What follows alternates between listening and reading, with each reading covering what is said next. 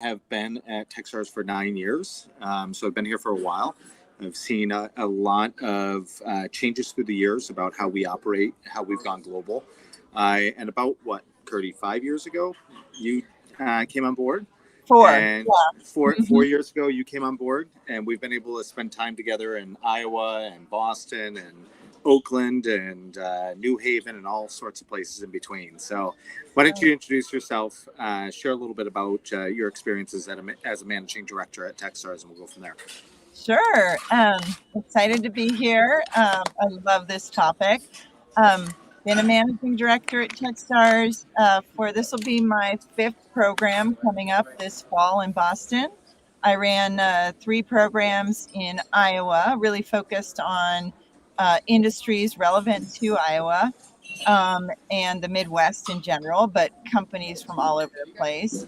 And then in Boston earlier this year, I ran the Techstars Crypto Boston.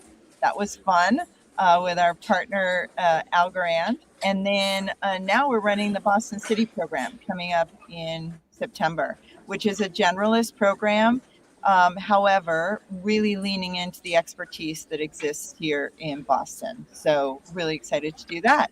My background beyond that is varied. I've been in almost every single industry. I've lived all over the world, speak multiple languages.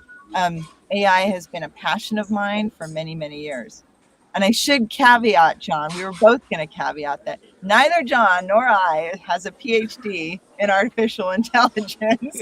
We just love the topic. So we're really coming at it from all the conversations we've been having with literally hundreds, if not more, founders and investors and community members and mentors, et cetera.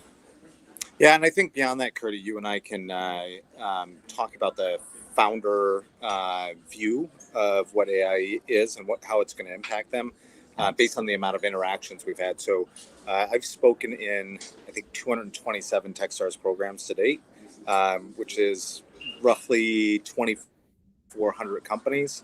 Sat down one-on-one with about 1,600 companies, and I know you've done the same thing through vetting process for companies into your program. So I think it would be great to kind of kick off, like from a generalist view, what is AI and how is it impacting some of the companies that we're starting to see in our funnel? Yeah, well, first of all, I want to say artificial intelligence right now has become table stakes. Any company who is launching or which is launching in the tech space today is figuring out how do they either build, leverage, integrate, figure out something around making their processes work faster, more efficiently, better, enhanced. How do they use this amazing new tool to help them? And I say new, only new in the sense that it's now accessible to people who are non-super technical because it's been around for years, as you and I both know. Yep. Yeah. So you and I had the opportunity to spend some time at Yale at the Yale Innovation Summit earlier last week. And I had a couple conversations about AI in this talk, but we also get to watch a pitch competition where you saw more and more companies integrating their conversation of AI into what they're doing as almost a foundational level, like expectation to your point. How should companies be positioning themselves differently as they're applying to accelerators like Techstars, as they're going to market, as they're working with venture? What should be the reference points that they're using around AI? It's a really good question. Here's one thing I will say is that it's very, very important that people think about what their business is doing before they think about AI. So people used to consider AI a vertical. AI is not a vertical. AI is across all verticals, all industries. And what I've seen so interestingly this spring, in fact, over just the last few weeks, is one company comes out, talks about what they're building in this really interesting market and the traction they're gaining. And then the next company I talked to a week later is disrupting what they're doing, making it easier to use, making the user interface that much smoother, making the speed at which it's being used that much better, thinking about how do we own data, how do we protect data, how do we integrate data, what kind of data do we want to manage. These are all the things coming up. And I'm going to throw out some examples of, because these are public. In our Techstars issued a survey actually just recently, this last month, for companies in the AI space and some of the things that they're building. And I found them to be really interesting. About 46% of the companies who answered are building processes that optimize or automate business processes. About 23% are focused on sort of NLP and the use and diving into more natural language processing. And then another quarter really focused on the user experience and personalization. That is from a very small handful. There's so many other use cases, but some of the interesting examples we heard of was one of our companies, Just Snap, is a campaign management platform, and they're leveraging sales receipts to execute proof of purchase based, on direct to consumer promotional campaigns, and training proprietary algorithms to extract valuable insights from these consumer receipts, right? Another one, Enter5, which offers go-to-market research tech, is combining online and offline methods to collect consumer data in emerging markets with their new Versus tool. Opinium, which is a leading platform for SEO and PPC software for Amazon sellers, is seeing customer care increasingly handled by AI agents with way more capability and having human-like interaction, right? We've seen it before and we've all rolled our eyes, but this is like really becoming real. Levy, which is a restaurant operating system, has built AI-driven processes that allows restaurants to onboard without talking to a human. That's a big theme that I'm seeing coming up now, is that there's no more, this whole idea of onboarding a customer is going from human touch to no, just click and touch, go. And then another one, Ellipsis, which is automating the huge process of taking enterprise IT systems and making them way more accessible for AI and data analytics. So older companies, enterprise companies, how do you get them up to speed? Those are just 5 examples. There's so many more, and I want to get into more as we go along. But lots and lots of changes we're seeing, just literally day after day. We're hearing about new things. Yeah, let's talk about that speed for a bit, because if you go back to like Watson and Jeopardy, right, where it was about gaming at some point, and then you look at chatbots and you look at recommendation engines and things like that, which were use cases that are more recent. It feels like things are shifting underneath us almost like nonstop right now. Yeah. And it feels like one of those seismic changes that we have to adapt to as we go along. What would you recommend to founders about kind of stepping back and looking at how they're currently building their company, and again, how AI incorporates into that? Like, what would be the steps that you would do or recommend for them to do as they're trying to figure out, like, how do I build a product that meets this day and age? Yep. And a business, right? How do I build a product and a business to meet this? So I talk to people about, okay, talk to me about your entire product, your company. What are you trying to do? Who are you targeting? What is, the business model? And let's break down everything. So who are you trying to target? Where are you getting your leads generated from? Are you doing that manually, or is that AI generated, right? What type of leads? How have you determined what leads you're going after? Have you figured out how to leverage AI to figure out what are the best leads to finding product market fit and finding that initial customer that really wants to engage with you? Then it goes to, great, you've got a lead. Where do you take them next? How are you automating that process? How are you, once they've decided they want to try you, can they self-demo? Can they actually help themselves onto your platform to see if they even like it? And then they like it, how can they onboard themselves and actually start using your product? How can they very, seamlessly, everything from payments to everything, how can they seamlessly start using your product and paying for the use of that product? Then as you're going through, engagement life cycle of a customer, how do you keep them, how do you keep them happy? How does customer interaction go when they've got an issue? How does customer interaction go when they don't have an issue? They just feel that they're getting the information fed to them, that the behavior that they're producing is generating. They might be doing certain things with the product you see over and over again, or the AI sees over and over again, and the AI is able to offer up a better way of managing that. Customer support, if they have an issue, they need help, that should be AI driven, et cetera, et cetera, et cetera. So literally break down the entire business, the everything from onboarding of customers all the way to delighting them so that they stay with you forever. Honestly, that's one of the strongest moats right now that I see, is that user experience, the user interface, also establishing trust. So everyone who's going to use a company that's leveraging AI needs to feel like if they're using their own data and they're feeding that in to integrate with other public sources of data or whatever, is their data safe? Is it walled off? And have you proven that? That also can be done with AI, the communication of that. I mean, I could go on and on and on, but everyone has to look at, what can I do to leverage the AI technology across the entire business? Long-winded. It's funny you, yeah, but it's funny you reference something that is human to human, right? Which is kind of that authenticity, or I guess human to brand, or human to company. But like there still is the human component of what we're doing. I think you know this. I work heavily with universities and have for a long time. Yep. Uh-oh. All right. You still there, John? I'm still here. Can you see me? Can't see you, but we can hear you.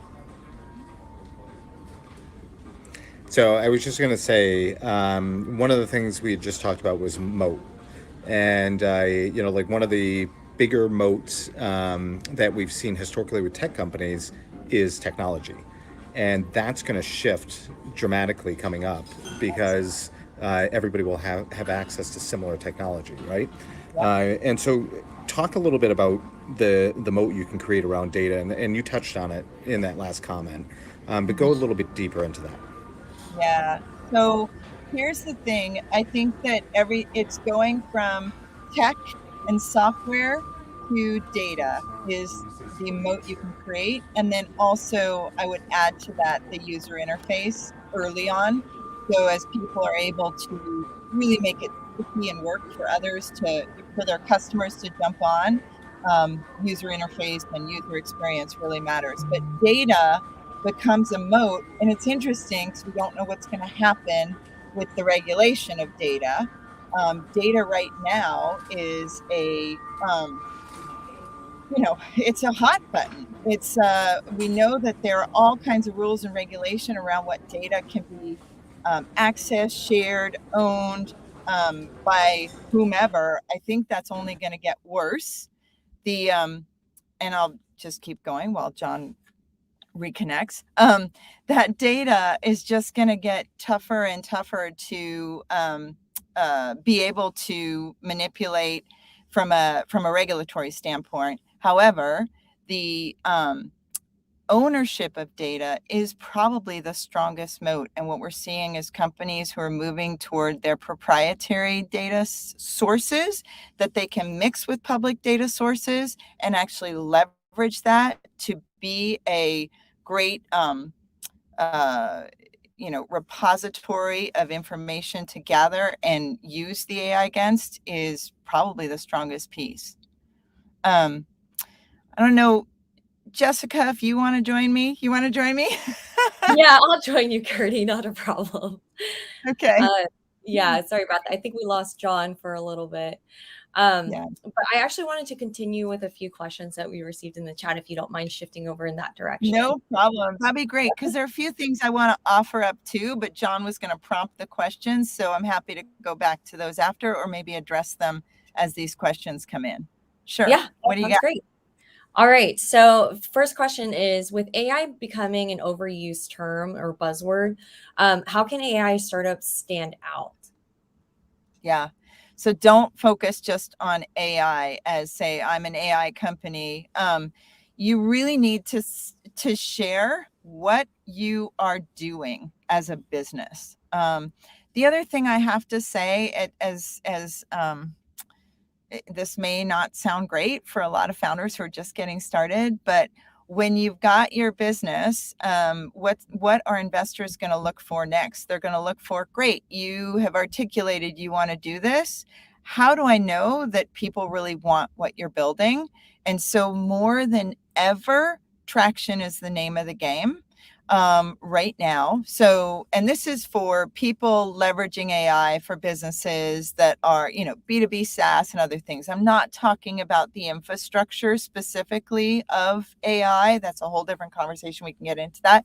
But I'm talking about businesses, B2B SaaS, actually across any vertical who are leveraging it. But talking about what are you doing, what problem are you solving, who's the customer you're going after, and then really thinking about, great, I'm going after this customer. Here's what I've proven out already, and here's the moat that I'm building for myself because I know this industry really well as a founder, and I've lived it, I've experienced it, or I know these customers really well. I know how to articulate how to bring them on board. I know how to leverage the AI to work for me so that I can get as many customers as quickly as possible. If you want more on that, hit me up. I'm happy to go on forever in this. Yeah, and I also think that's a great tip that applies really well to when people are applying to our accelerator programs. Mentioning the traction, talking about like you gave great examples of how to also stand out in a Techstars Accelerator application as well, not just as a startup. So thanks for sharing that. Yeah. The second question I think is pretty interesting, and I actually have curiosities about this too. So with AI, at the beginning, people were envisioning AI as a way to grant people more time to indulge in like art, music, and being more creative in that space. But now it seems like for some areas, AI feels like it's taking over those creative spaces. But what are your opinions about that? And that question was from Chad.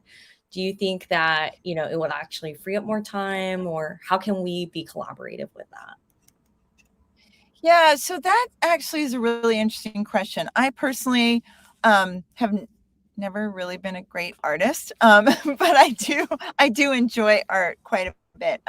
So I'm actually more inclined to try something with my hands at this point in time. So, for example, if I want to quickly pull together a presentation and I want to leverage AI to generate the visual to go with that presentation, that makes sense to me, right? And I'm just taking time off my plate and going. If I really want to enjoy the act or the feeling of painting something or creating something with my hands, like on a ceramic wheel or something like that, I've been so busy in my life that as I get excited about some of the hobbies, my kids are now in college, so as I get excited about some of the hobbies to do in the future, I'm dying to use my hands. And I would say sitting there and painting and actually enjoying sitting out in nature or whatever would be something I like. So I don't see them in conflict. For someone who is painting for commercial, like on-demand commercial use, there's definitely a conflict there. But then there's also what does the buyer want? Do they want an AI generated piece, or do they want to celebrate an artist and really leverage what that artist is bringing to the table? So I would say, it's not an either or in this case, but definitely for people who are churning out designs as I'm trying to do this as cheaply and as quickly as possible, there's a bit of conflict there. Yeah, it's been pretty interesting because I have a few friends that are using AI for photography. They've also used AI for web design. And what I've seen too is that it's actually used as like a brainstorming tool in some ways, right? It's like, okay, let's generate this specific project, but then you bring in your own expertise and your own influence, and it creates a whole new image based on that too. So a lot of brainstorming opportunities there. But if you want to go back to maybe some content that you and John were thinking of covering. Sure. Yeah. Let me just talk about some of the areas that I find, some examples I find really interesting. So I touched on it slightly, but this whole behavior-based marketing, think about, and this was just recently in an article, so I'm taking the example from an article. I don't want to share any founder information that was shared with me privately, so I'm only taking public stuff when I give you examples. But there's a company that is, I think, called Flybits, that is integrating with TD Bank to use AI. And some of the things that the CEO or the CEO saw that were possible was, let's say you have a mortgage with a bank and it's up for renewal in 90 days or less, and you're walking by a branch, you get a personalized message on your phone inviting you into the branch to renew, right? Wow. Yeah. Behavior-based marketing right away. Another example was, if you've been looking at a property for sale and you spent more than 10 minutes there, you might get a mortgage offer, right? That's behavior-based AI marketing. And I can see that infiltrating our lives. Again, not sure where the data regulations are going to end up, but I can pretty much see, if you've signed up and you've signed all the waivers and you're a customer of an entity, they're going to be definitely leaning into your behavior to deliver to you what you don't even think about. Like, you're not even initiating the process yourself. It's just landing in your face. So to speak. Yeah, that's so interesting, and obviously like really appealing to as a user for me, because I think of it as like, oh hey, here's a reminder that you need to do this thing. Totally. But yeah, I love that. So how does that influence you as an investor yourself when you're thinking of these new technologies and the types of startups you're looking at? We're actually, so not only are we looking at startups who have they don't have to have like everything developed yet, but the ability to think through how to go through all those steps that I talked about, and the ability to really leverage their teams the best way possible to focus on the most important pieces going forward. So absolutely that, but we're also bringing in for our program, it's part of our programming. How do we help people think through leveraging AI to make things better, faster, more optimized, and more personalized? Gotcha. Thanks, Kerty. Yeah. Was there another topic that you wanted to cover from your content? Sure. Well, I touched on regulation. I just wanted to add two more pieces on the regulation there. One, we don't know ultimately what's going to come from the deliberations, but there are two voices on this. One is those who really want to restrict AI, and then those who are, say let it laissez-faire, right? Let it be. And those who are who really want to restrict AI, obviously are scared about all the negative things that can happen with AI. But in reality, you've got all kinds of issues that come up with regulation. So fine if we come up with rules in the US, but what about other jurisdictions, right? And then the other thing is, who gets to play and what will it cost? So if we get muted. Can you hear me? It just automatically muted. Sorry. But who do we choose? To the ones that we get to who get to play with approved regulatory status, and it just makes it harder for startups to participate if that's the case. And then, oh hi John, thanks for coming back. And then the other side of that is, if there are bad actors, how do you audit them? How do you make sure that someone is performing correctly? And what are some of the things that you can do to ensure that bad actors don't get to play? So those are just my comments on regulation. Mike. How you doing, Kerty? Good. So, as you can imagine, I out and about on the road again. You know more than anybody, I travel pretty much nonstop. So, I'm hitting conferences in Seattle, Boulder, and New York over the next 3 days, speaking. And it just so happens that I'm at the Sky Lounge right now at the Boston airport, and I could not get a good connection. So I'm back on. I had to move to another place. I'm sure I'm going to annoy the people who are right around me, but it is what it is, and go from there. But we were talking just briefly about universities, Kerty, and their connection into AI. And I have a 17-year-old who's heading to college. Historically, I would have said, "Hey, do something in the STEM." And potentially do software development. How does that get impacted and affected by how quickly AI is transforming right now? I have joked that I'll be a CTO. At first, I joked, I said I'll be a CTO in a year. And now I think I'm already on my path to, no, I'm kidding. I'm not a technical person. However, I will be able to create code that creates what I want a product to do. So really, given that I've been a product management in the past and I'm able to prompt in what I need built, that is definitely going to happen. I'm going to call that, though, the lighter side of AI right now. I mean, right now, I wouldn't know how. I don't think I would be able to instruct AI to, protect me entirely through cybersecurity software or something like that. I'm just trying to think of what are some of the things that are, I wouldn't be able to do, but I could build a product and get it out in customers right now. That's already available at this point. Someone did ask about the application of AI to the, and this is funny, you worded it was Jose Luis, you worded it vertical blockchain. I actually see blockchain as underlying technology too. It's not necessarily one vertical, whereas Web3 community culture, I do see that kind of as an area, a space where people really like to play. Right now it's more of a culture.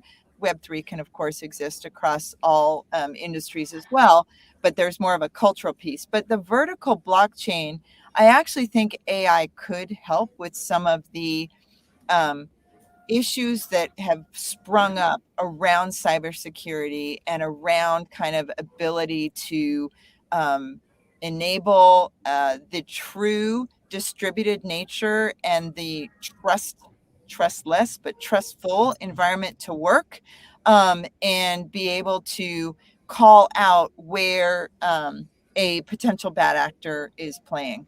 And there's a lot more on that is written on in blockchain around AI. I think the two live hand in hand together. I don't think blockchain exists in the future without full integration of AI. That's where it's going. So I want to ask everybody to put in questions if you want. We'll start to answer those in a second. But Kerty, going back into regulation, and I know you probably touched on it when I was in between, but I did want to think about all the people who are on this call right now. There are 270 people who are going to be impacted or affected by regulation in some way, shape, or form. What are the little things that people can do now to set up openness through regulation later? Like that will be supportive of the build of their companies later? So I think and I don't know how this is going to get audited at scale, but thinking about, I can imagine that regulation is going to delve into, and this is again, US jurisdiction, right? Because that's probably the one that you're going to be dealing with in this case, and the one that's been the loudest right now. But being able to articulate how something occurred so that inadvertent bias didn't occur, that something negative didn't happen because of your AI. You're going to have to be able to understand a little enough about what algorithms were generated to be able to be audited and protect yourself. There are a lot of people who are in the legal space who are working on this right now, and I would encourage you to look up some of the documentation out there and articles, but be thinking about, how does your AI work, to the amount that you can explain it or be able to audit it. That's really important. And then your data, and really understanding where's your data flowing? Where's it coming from? What are you doing with it? Because I'm assuming that's what's going to be asked of you. So when you talk about the industries that are going to be most disrupted coming up through AI and what we know right now on applications, right? What would be your guess? Because obviously you don't have a crystal ball. You can't say this is exactly what's going to happen. But what are some of those verticals that you can see being impacted almost immediately? Oh my gosh, so many. For me, health tech, education are Yeah. some big ones that are going to get hit pretty hard. Anything with Yeah. media. Yeah, so health tech's a good one to lean into a little bit. So think about it. I'm sure with 270 people on this call, there are at least a handful, if not more, who have gone to a clinic, a hospital, or a doctor and had a diagnosis or even a treatment recommended that just was not right, right? So not that it's replacing the doctor, but I envision a future where all medical professionals will also be consulting AI to make sure that nothing was missed, skipped, or, something is inadvertently overlooked and someone ends up in a bad place. Um, so much more. And then in the discovery of the therapeutic side and the biotech side, I mean, the discovery side, you've already seen it, how quickly it's sped up, right?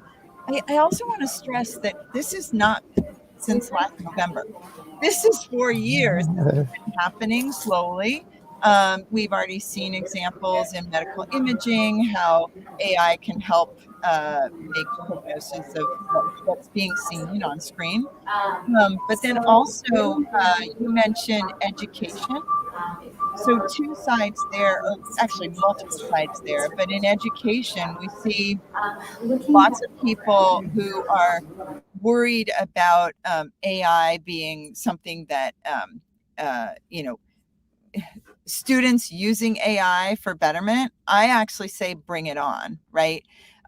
When the calculator was invented and people stopped doing root calculations by hand, and they used the calculator, they're going to be using AI to help them solve things, help them maybe start off a prompt of something, but then the real thinking comes afterwards.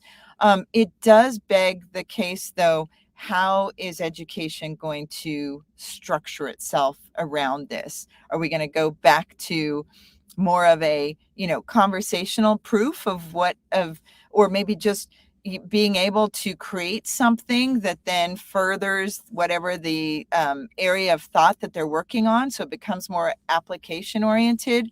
I don't know the answer, but I do know that it's definitely the tide cannot be stopped. It's definitely going to infiltrate education, and it'll be interesting to see where it goes. We've had a number of companies actually apply for multiple Techstars programs in the ed space, and it's been interesting to see what different ideas are coming in.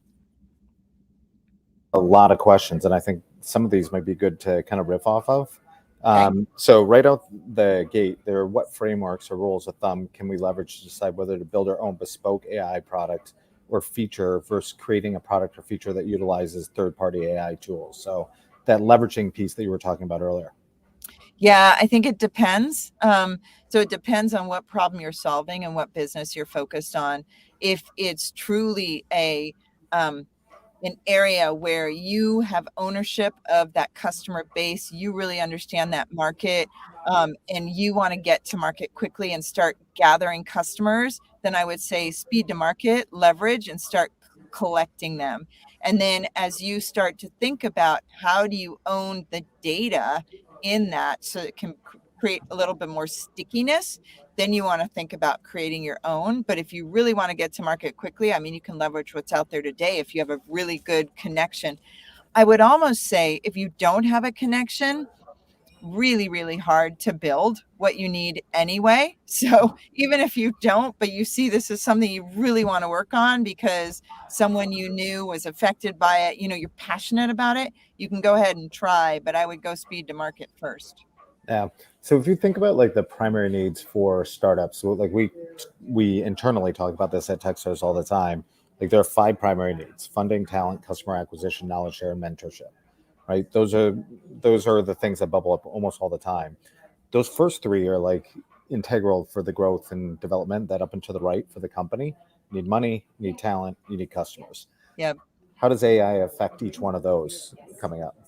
Yeah. So I would say, I wouldn't say that AI is necessarily going to directly affect any of them, although talent needs to, when I said I talk to people and if they have a propensity to understand what the heck this is and the opportunities that they're sitting on and the technology they can use, that talent needs to understand that. If I talk to a founder who's like, yeah, we're thinking about, learning something about AI like that, that's too slow. That's not going to happen. Um, Funding is interesting. I've got a couple notes here I wanted to talk about with funding. So, um, you know, big hype. I'll be honest. Venture capitalists are like, woo, swing this way, woo, swing that way, right? So you all saw it. Everyone's like, AI, we're investing in AI. I've seen VCs that are doing a spray and pray, just basically invest in as many companies as they can at as low a valuation as possible. And then hopefully one of them, two of them, whatever number of them pop. And then I've also seen a lot of, yeah, talk to me about your idea. And then they just sit back and watch. And it's kind of frustrating to see because in Techstars, we're like built in as an accelerator. So we do get to watch a lot of this stuff. But when you're going for follow-on funding with an individual investor, it's nice to know right away, are you interested in me or not? So you can move on. And I think that's something that, you need to be wary of. Are you find out right away, are you interested in what I'm building? Is this something you think you would invest in? And if so, let's go forward and let's make it move. If not, then it's time to move on and find an investor who is interested in what you're building. So, and the third one, Customer acquisition. customer acquisition. Oh my God. Yeah. Fully like automate, right? So how can you find leads faster? How can you even discover which leads are best to attract? And then how can you onboard them quickly or onboard them autonomously? Yep. So I got another question for you, Kerty, and this goes back to some of the risks of AI. And so we've seen some potential biases based on the data sets that are utilized for AI. So this is what checks, balances, and processes should be used to build our AI to eliminate bias and ensure greater accessibility. Yeah, I have seen some auditing companies pop up. Even before this latest wave, I came across an auditing company that was doing auditing as a service, but AI auditing. I can only imagine there are like hundreds of those now, but really thinking through, and I mentioned this, John, when you were having your little my break screen. my sabbatical from this conversation. Yes. So, and by the way, so everybody knows, Kerty and I are about a mile apart from each other right now. So like literally we are not far away from each other physically. But he's taking a plane and I couldn't get through security without a ticket. So, all right. So it's something founders need to be really wary of and responsible for, is thinking through what information they are pulling and how they're pulling it. So understanding to the extent possible, and I get it, they're like goofy octopus, being connoting we don't know what the heck AI is doing, black boxes. But to the extent you can understand what you're doing with regard to bias and be conscious about it, thinking about what you're plugging into the model, because I think that is going to come up. So I have a two-part question for you. One, they're relating to the application process of Techstars Boston, which I assume that you would be interested in. And then they're relating it to what they should be able to showcase around AI as part of that application process. So the question is, regarding chances and readiness levels to apply to Techstars Boston, how much percentage of specific areas are we expected to have already automated with AI in our business? You know what? Just talk about it. Talk about, if you don't have it automated fully already, talk about what your plan is. That would be really interesting to see. And then also, it's not, I'm not looking for people who are, honestly, there are so many companies out there that are, quote, AI. It's GPT blank, this blank, so we're really looking at who are the founders? What are you trying to solve? What vertical are you in? What industry are you in? Is that industry a big industry? Um, and also, how are you going about that is a big part of it. But most importantly, who are you as a founder? So let's step back a little bit further, Kerty, because we use AI as the lens.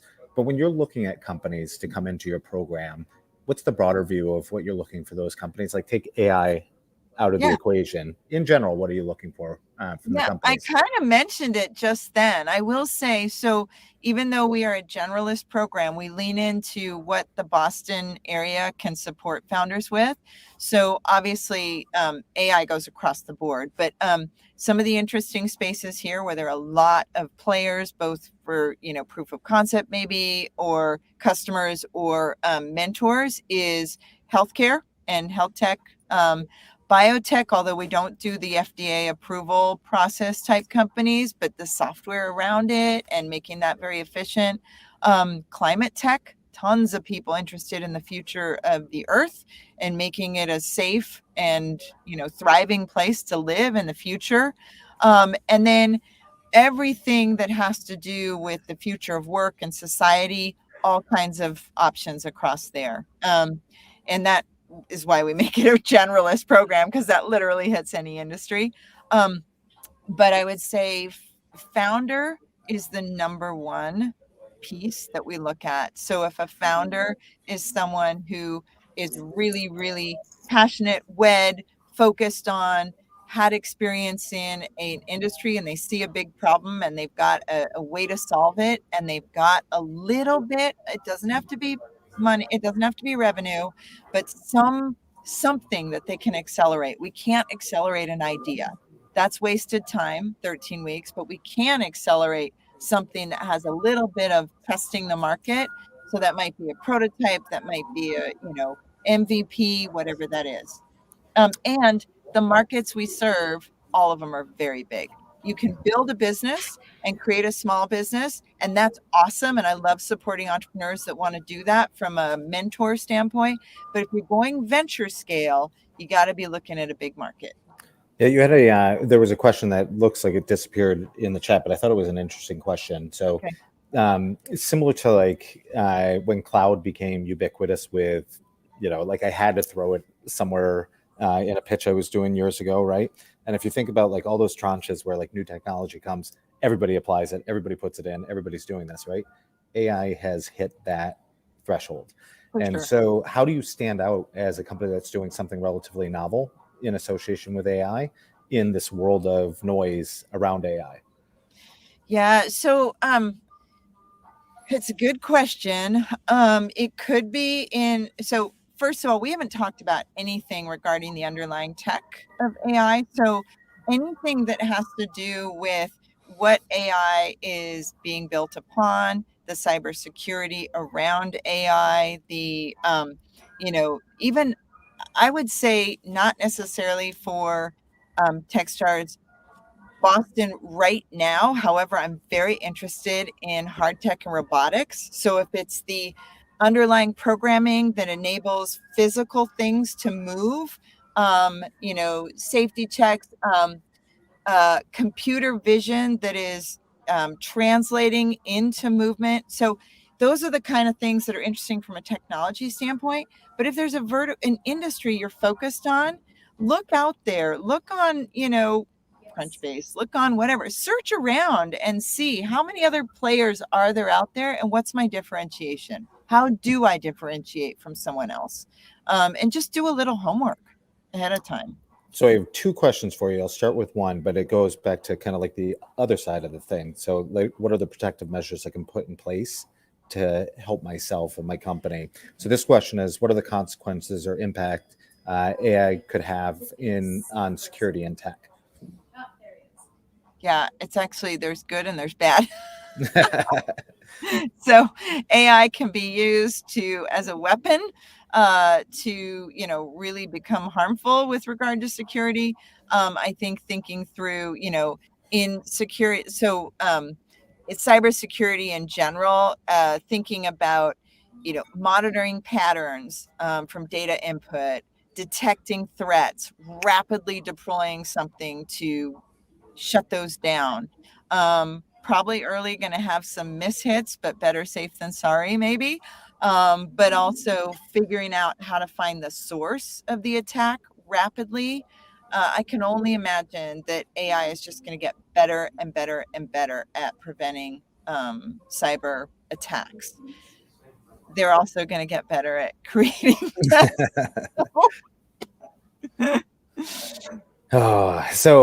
Regarding using technology as creating a moat, is it not about how the technology is used by the company rather than the tech itself?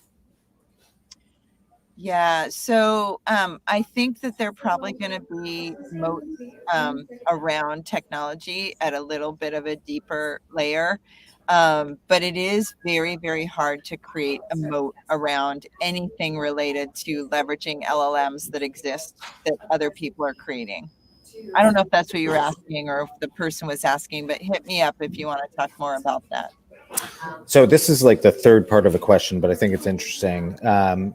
What factors can prevent AI from plateauing and becoming homogenous due to its ability to absorb and adapt? So like everything becomes the same, right? I think is the approach. That's a very interesting, honestly, it could be that is the way to go. Back to the user experience and the user interface, I think think about it. Think about something you absolutely love to use. And every time you use it, you're just delighted. Thinking about that and then understanding how can you enable that for someone who needs that help, and thinking through what would they do if they wanted to stop paying you to create it themselves.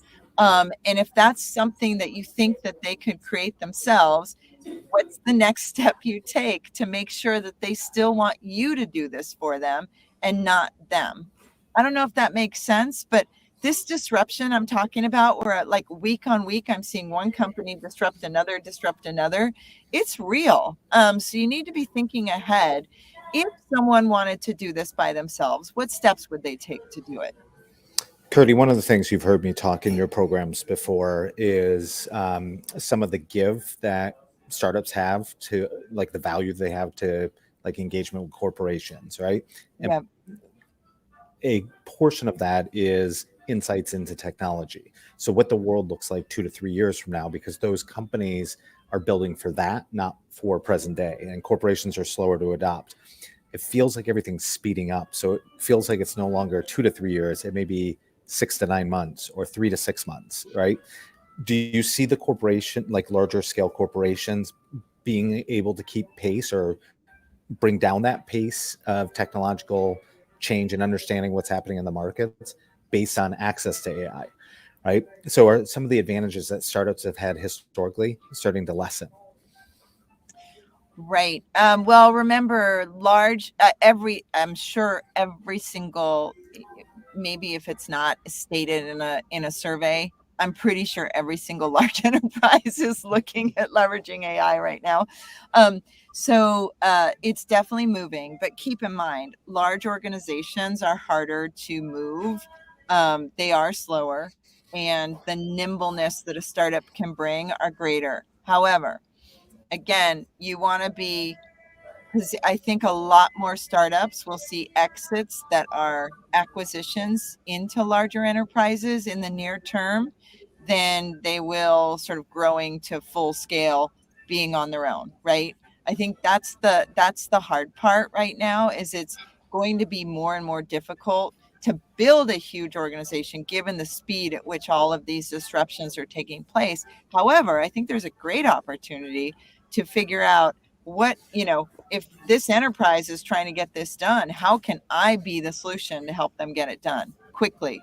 Maybe it's the customers that are sticking with me, they want those customers. Maybe it's exactly the type of thing that they do for a large amount of money. I'm bringing that to the table in a much speedier, faster user interface, fabulous way.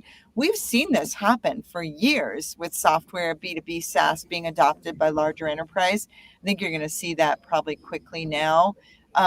And different, there are a lot of enterprises out there, so they're going to need to be a lot of companies that come in and get acquired to help them move quickly. And Kerty, I would say global. Oh. Yeah. Go ahead. I was going to say, I'll let you gather last thoughts, because I think we're coming down at the hour point, which is incredible. This time has flown. But before you get there, I will say a little things to the audiences here. If anybody wants to put in their LinkedIn URL into the chat, you can connect with each other. I'm happy to engage with people through social. I know Kerty is as well. Yes. So feel free to engage and connect with us there. If you're looking at applying to Techstars, techstars.com will have all the information that you're interested in. You can go through and actually see what it's like to go through an accelerator there. You can look at all the different accelerators that are associated there. If you're looking for a job, and we certainly have requests of talent associated with AI, jobs.techstars.com. I think we have about 5,500 jobs available in our portfolio companies right now. So that's a great place for you to connect into as well. And, I think for both of us, Kerty, it's been like a heck of a ride at Techstars. It's one of the most unique places you could ever be. Our founders are absolutely amazing. The people we work with are absolutely amazing. So it's been enjoyable. This seems like we're all going through this learning together around application of AI. So I would love your last thoughts for the founders. We have 280 people on this call right now. So the founders on this, on what they should do to kind of prepare for the future, what present day should be, right? What they should be focused on in regard to AI right now, and any advice you have along the way. Yeah. Well, I think it's important to keep this in perspective, that this is probably the greatest life-changing technology disruption that you're going to face in this particular generation lifetime. It's like nothing we've seen before, at least since I've been alive. And it is not just about chatbots and chat GPT. It's about the fact that we are going to be wearing glasses that enable us to work in augmented reality and virtual reality. It's the fact that we're going to have the ability to pull up information in our brains rather than have to search for them. It's the ability that things are just going to happen. Things that are known about me because of information that I've, given away publicly, which is like just basic information. I'm going to walk into a restaurant, and that restaurant will have the look and feel maybe different for my glasses versus someone else's, but maybe based on the general customer base in that restaurant. And I need to give credit to this one, to the CTO of Neurologics who mentioned this, but the music will be something that is focused on the generation of people who are coming in to sit down.